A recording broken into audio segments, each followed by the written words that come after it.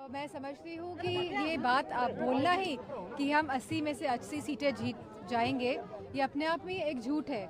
और लगातार लोग प्रदेश के और देश के लगातार इस तरह के झूठ सुनते आए हैं पिछले 10 सालों में। और जो भी बातें कही गई हैं बड़े बड़े मंचों से, मैं समझती हूँ किसी भी बात को पूरा करने में सरकार नाकाम रही है।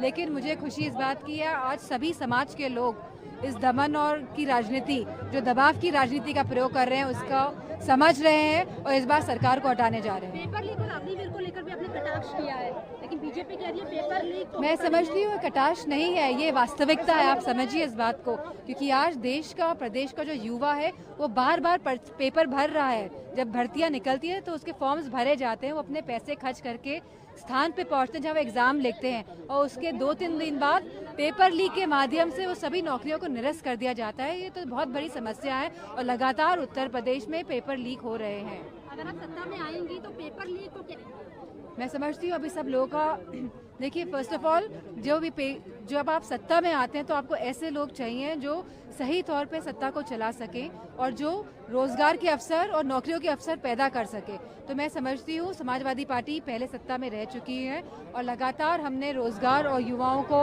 नौकरियों के अवसर दिए हैं और लोगों को पूरा विश्वास है। इंडिया गठबंधन को कैसे समझ रही है, क्योंकि बीजेपी कह रही है कि टूटा हुआ है, बिखरा हुआ है पूरा। मैं समझती हूँ जो लोग देश को तोड़ने का काम करते हैं उन्हें हमेशा हर चीज़ बिखरी हुई और टूटी ही नजर आएगी। लेकिन मुझे खुशी इस बात की है कि दक्षिण से लेके उत्तर तक और सब लोग इंडिया गठबंधन में हैं और सभी लोग इस गठबंधन का हिस्सा हैं और मजबूती के साथ अपने अपने प्रदेशों में चुनाव लड़ रहे हैं। पीएम कैरिशल इंटेलिजेंस का उपयोग करके फेक वीडियो बना रही है, जैसे आपने देखा निशा का वीडियो। लगातार भारतीय जनता पार्टी ने सोशल मीडिया का बहुत गलत तरह से इस्तेमाल किया है। हमने देखा है किस तरह से सोशल मीडिया के माध्यम से कोई भी बचा नहीं है और किस तरह भारतीय जनता पार्टी के जो ये लोग हैं ये सोशल मीडिया का माध्यम बनाकर महिलाओं को डायरेक्ट सोशल मीडिया पे और व्हाट्सएप पे और ट्विटर पे हो चाहे फेसबुक पे हो लगातार ट्रोल करते हैं। तो मैं समझती हूँ जिनके पास आर्मी है पूरी इस तरह के ट्रोलिंग की, इस तरह के अटेम्प्ट्स करने की महिलाओं के पास सोशल मीडिया पे, तो इस बात को कहना ही उनका ही साबित कर रहा है कि कहीं ना कहीं।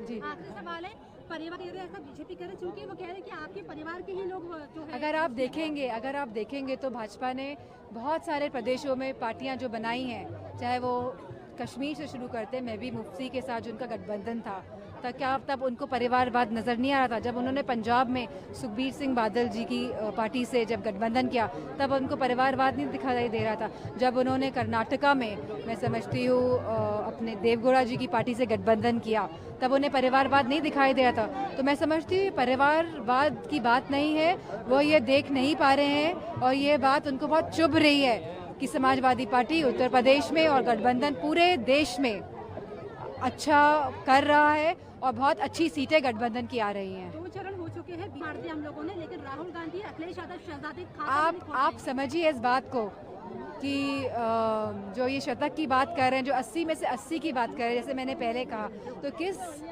किस वेलोसिटी, किस फ्रीक्वेंसी में ये लोग झूठ बोलते हैं, हमको ये बात समझनी होगी। और मुझे खुशी इस बात की है कि आज लोग जागरूक हो गए हैं। आपकी डॉटर भी आपकी तरह बिल्कुल नजर आ रही है, लग रहा है कि आने वाले समय में वो भी राजनीति में एंट्री लेगी। नहीं, डॉटर तो एक्चुअली हम लोग क्योंकि सैफई के ही निवासी हैं और ये हमारा घर है और ये हमारा परिवार है, मैं समझती हूँ। और नेताजी के बहुत गहरे संबंध रहे हैं यहाँ पे लोगों के साथ, तो लगातार जो मेरी डॉटर है वो गांव-गांव जाके उन्हीं लोगों से वापस संपर्क स्थापित कर रहे हैं।